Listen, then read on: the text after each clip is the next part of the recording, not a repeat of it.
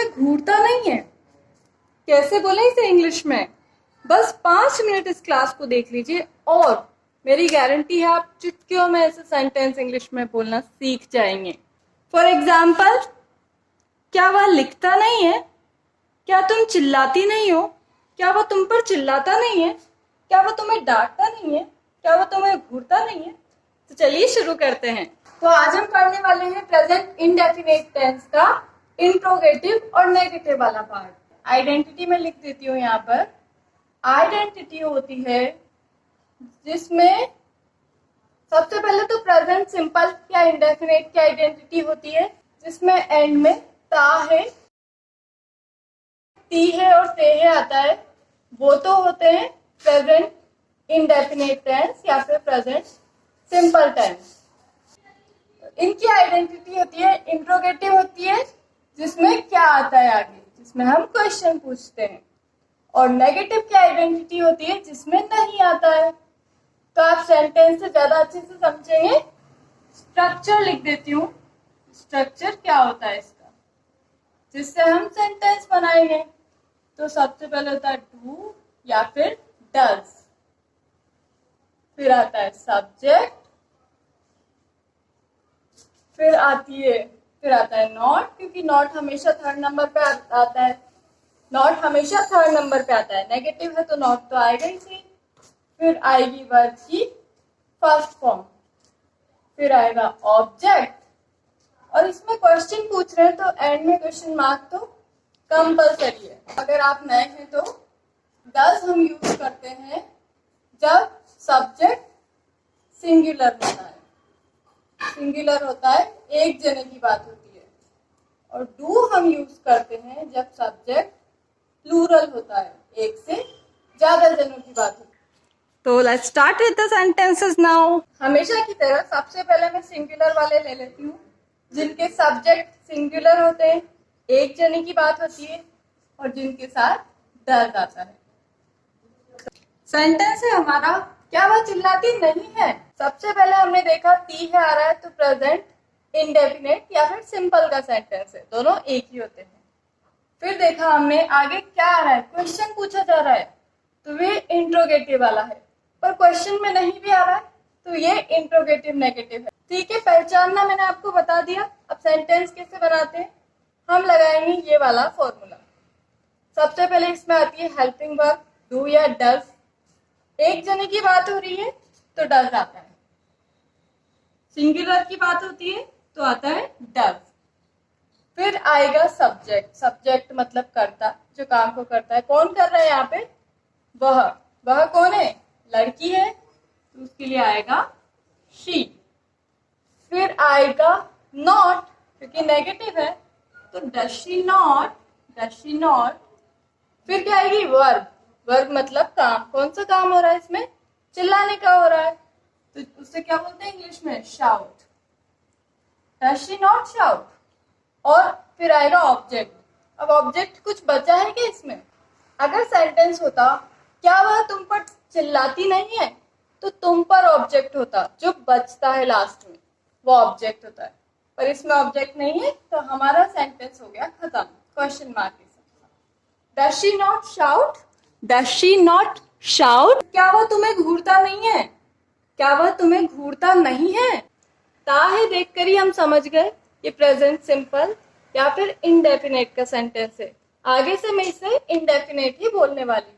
फिर हमने देखा कि कौन सा वाला पार्ट है उसका। पहले क्वेश्चन पूछ रही है तो इंट्रोगेटिव होगा, नहीं आ रहा है तो इंट्रोगेटिव और नेगेटिव वाला होगा, फोर्थ वाला, जिसका स्ट्रक्चर यहाँ मैंने लिख दिया है। सबसे पहले क्या आएगा? Helping verb. Helping verb do या डज। सबसे पहले क्या आएगी? हेल्पिंग वर्ब डू या डज। तो एक जने की सिंगुलर की बात हो रही है, सिंगुलर के साथ हमेशा हेल्पिंग वर्ब आती है डज। फिर आएगा सब्जेक्ट। सब्जेक्ट है लड़का है ना, ये तो लड़के के लिए हम बोलते हैं ही, डज ही। फिर आएगा नॉट, क्योंकि नेगेटिव है और नॉट हमेशा थर्ड नंबर पे आता है। फिर आएगी हमारी वर्ब। वर्ब कौन सी है? ये घूरने की, इसे क्या बोलते हैं इंग्लिश में? स्टेयर। स्टेयर करना। एंड लास्ट में कुछ ऑब्जेक्ट बचा क्या? नहीं। अगर इसमें होता क्या वह तुम्हें घूरता नहीं है? तो फिर ऑब्जेक्ट आता तुम्हें। Does he not stare you? क्या वह तुम्हें घूरता नहीं है? Does he not stare you? पर यहाँ पर ऑब्जेक्ट नहीं है, इसलिए हमारा सेंटेंस खत्म। Does he not stare. Next sentence है हमारा, क्या ये तुम्हें अफेक्ट नहीं करता? अफेक्ट इंग्लिश का वर्ड है जिसका मतलब होता है अफेक्ट करना, मतलब प्रभाव डालना। क्या इस चीज का तुम पर फर्क नहीं पड़ता? ये है इस सेंटेंस का मतलब। तो सबसे पहले ता देखते ही हम समझ गए इंडेफिनिट का है। क्या और नहीं आ रहा है, तो ये इंट्रोगेटिव और नेगेटिव है। सबसे पहले हेल्पिंग वर्ब लगाएंगे। यह एक चीज की बात हो रही है, सिंगुलर की बात हो रही है, तो हेल्पिंग वर्ब क्या आएगी? डज। डज। फिर फॉर्मूले में क्या आ रहा है? सब्जेक्ट। सब्जेक्ट क्या है? यह को इंग्लिश में क्या बोलते हैं हम? इट। फिर आएगा नॉट, क्योंकि नॉट हमेशा थर्ड नंबर पर आता है। फिर आएगी वर्ब। वर्ब कौन सी हो रही है? अफेक्ट होने की। तो इस पर तुम पर इस चीज का अफेक्ट नहीं पड़ता। फिर ऑब्जेक्ट। अब ऑब्जेक्ट कुछ है क्या इसमें? है ना, तुम्हें। तुम्हें को इंग्लिश में क्या बोलेंगे? You. Does it not affect you? Does it not affect you? Next sentence है, क्या शीना खाना नहीं बनाती है? टी है देखते, इंडेफिनिट का है। क्या और नहीं आ रहा है, तो नेगेटिव वाला है। सबसे पहले स्ट्रक्चर में क्या आएगा? Helping verb.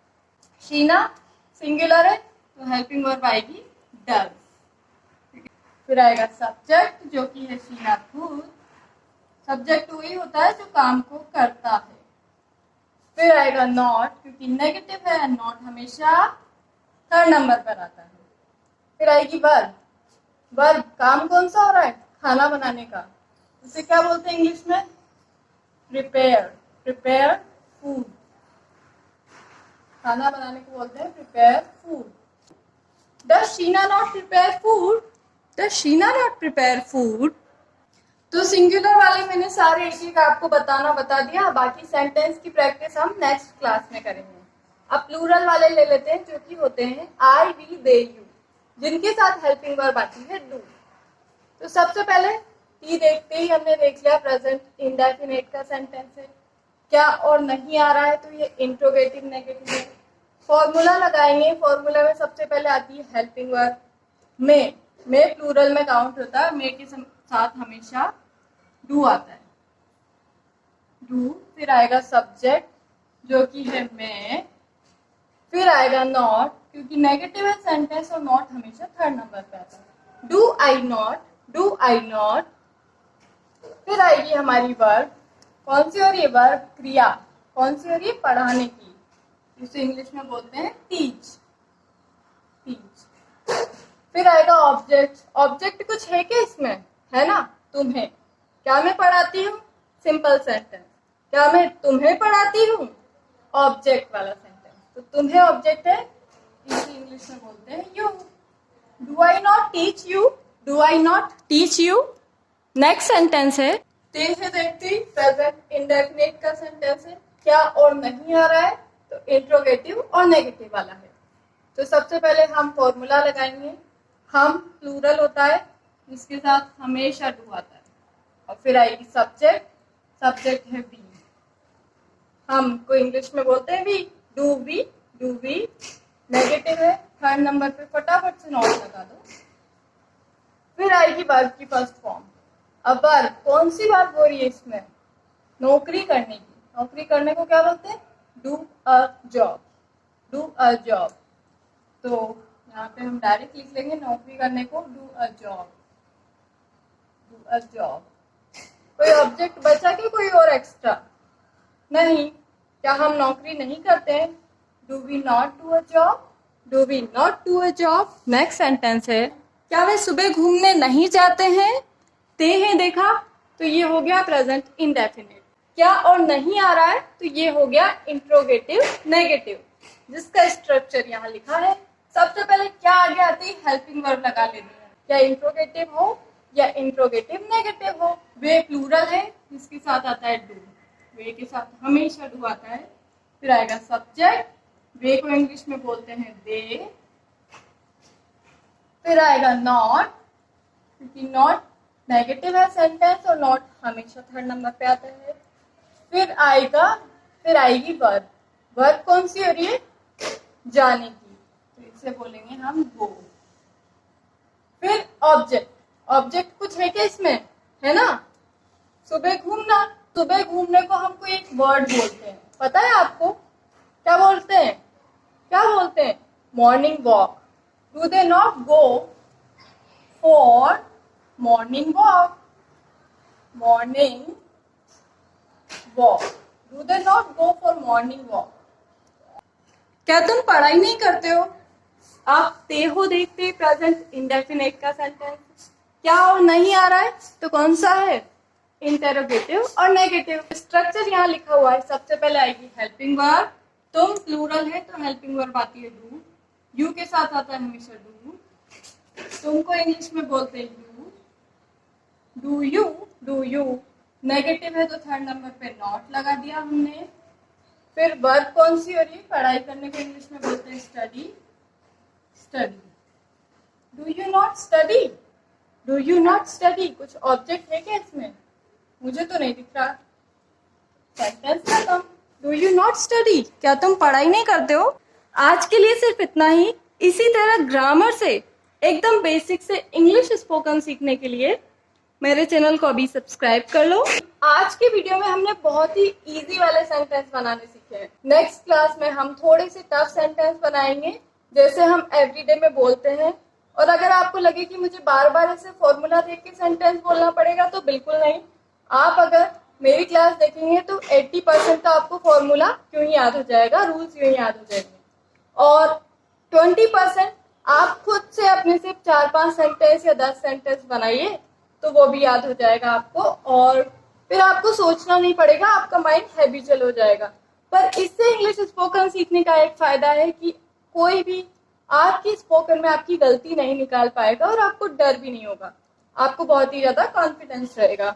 तो मिलते हैं नेक्स्ट क्लास में। नेक्स्ट क्लास देखने के लिए अभी सब्सक्राइब कर लो, like this video and share with your friends and family.